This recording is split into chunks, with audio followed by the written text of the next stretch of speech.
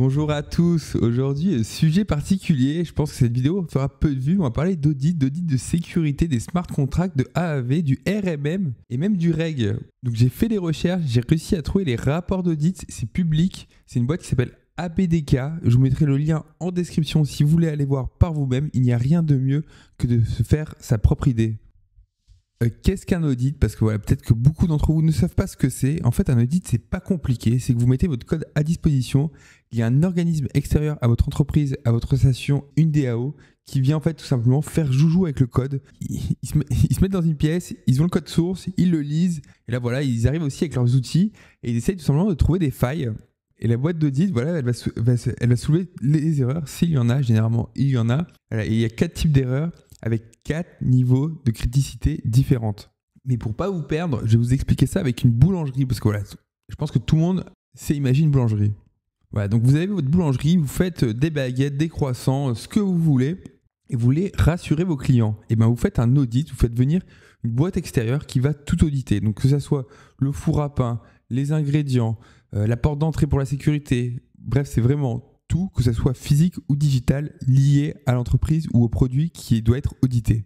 Et la première issue, la plus haute criticité, c'est tout simplement la critical. Alors qu'est-ce que c'est? Tout simplement, c'est un niveau qui dit que voilà, ça doit être résolu immédiatement. Supposons que ce four soit à gaz, je dis n'importe quoi, voilà, c'est pas aux normes, il y a un risque d'explosion imminent, et ben bam, issue critical, il faut la régler tout de suite.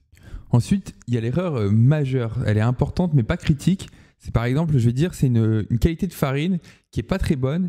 Et voilà, pour l'instant, ça fait le boulot, ça sort du pain, ça sort des croissants, c'est mangeable, vous ne perdez pas de clients.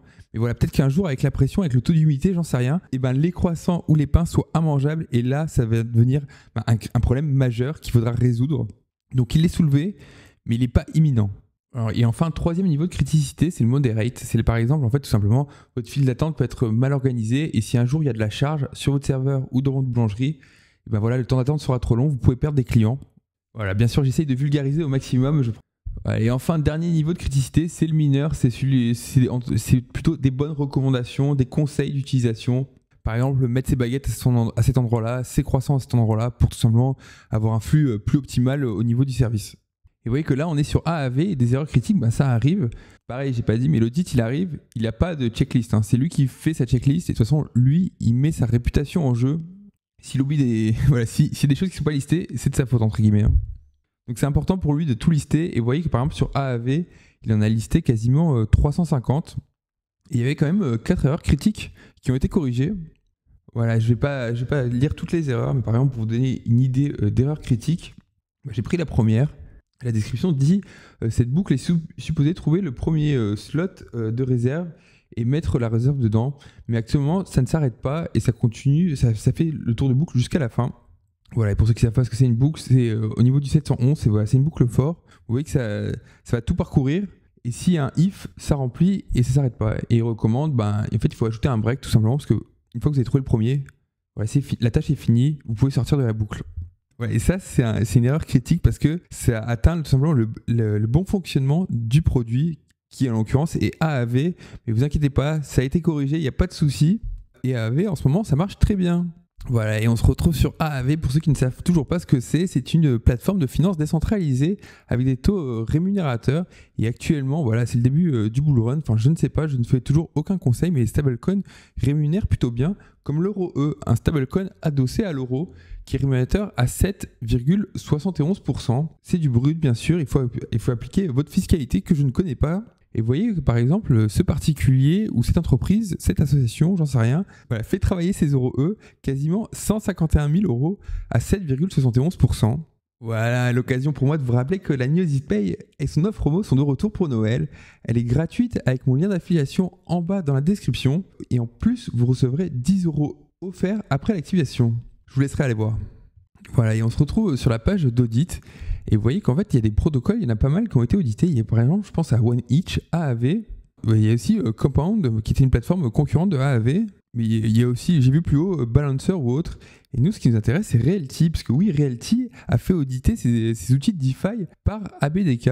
Et très certainement qu'un jour, la DAO fera auditer ces outils via ABDK. Allez, on va se regarder on va regarder le RMM V3.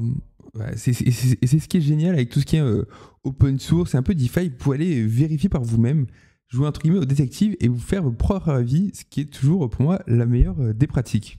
Vous voyez que des erreurs critiques, il n'y en a pas, il y a des majeurs, des modérés et des mineurs. Certaines ont été fixées, oui ou non. Pareil, généralement les rapports font des allers-retours. Là, ça m'étonne que tout soit placé au 26 février 2024. Peut-être qu'il y a une erreur de copier-coller, mais généralement la boîte d'audit, elle fait un pré-rapport. En face, ça fait des corrections. Ils refont des checks, entre guillemets, ça fait un ping-pong, ça fait des allers-retours jusqu'au moment où il n'y a plus d'erreur. Ou du moins que la qualité soit acceptable pour l'utilisateur et pour la production.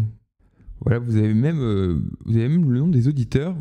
Et ben, je les ai trouvés sur LinkedIn. Parce que oui, ABDK, c'est du sérieux. Voilà, c'est une boîte qui est à Tallinn, en Estonie. Ils sont que 4 apparemment.